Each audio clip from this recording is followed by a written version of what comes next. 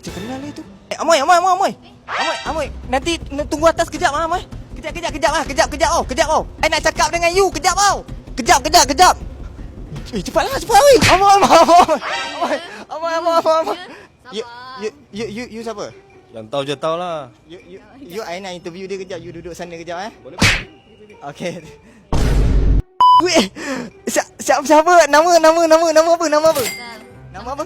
Bel. Ya. Bel Motorsport. Ya, You tak. main motor ah? Ya, I ada motor. You buat apa kat sini? Kenapa you jalan dengan siapa tadi tu? Siapa tu? Kawan, kita jalan-jalan nak cari makan. Kenapa you jalan dengan dia? Bukan sebelum ni you jalan dengan orang lain ke? Betul dah. Apa dah putus dah? I tengok you sekarang ni macam makin glow up lah selepas break up. You apa rahsia you ah? Apa you buat ah? Apa amalan you ah? Jaga muka dengan market. Tapi tu alang-alang tu I nak tanya lah, apa skincare yang you pakai? Skincare I pakai Lancome, Dio, dengan setiap hari saya ada pakai mask lah. Oh, brand-brand yang mahal-mahal lah. Tak lah, ada yang murah juga tapi tengoklah yang sesuai untuk muka I. Sesuai yang muka penting you tu lah. sesuai. Kalau makeup pula brand Makeup apa lagi you pula. pakai? Tengok. Ada guna ni pink cushion ni. Oh, pink cushion sama dengan you punya motor. Ya, sama. Tapi motor pink mah, comel kan. Tengok boleh gantung sebab biasa saya naik motor. Kalau kita calakan apa dia boleh terus macam ni. Comel macam tu. Ingat you pakai pink ni sebab you memang beli sebab nak sama dengan motor you.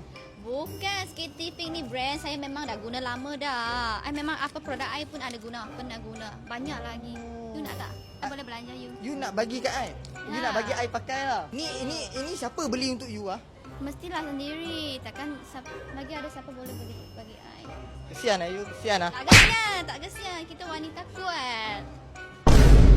Pink cushion tu terus glowing muka you ah? Ke you ada pakai lain Sebab lagi? ini yang tutup saya punya acne scar ke apa. Tapi selain ni sebenarnya ni. Wow. Lain orang tak ada dapat tau. You je yang dapat. Ya, sebab ni yang dia serum I tengok. Macam ni. Oh. Lelaki pun boleh pakai tau. Macam ni. Kalau nak dapat awet Cina, guna ni. Nampak Sumpah? ni? Dapat amoy ah? Sumpah tak sumpah tapi mesti boleh lah. Mesti Tapi itu boleh tak lah. wajib. Ada sekali Macam dengan you insurans amoy lah. kan? You tertarik dengan I lah lepas you spray dekat. Ah. You tertarik tak?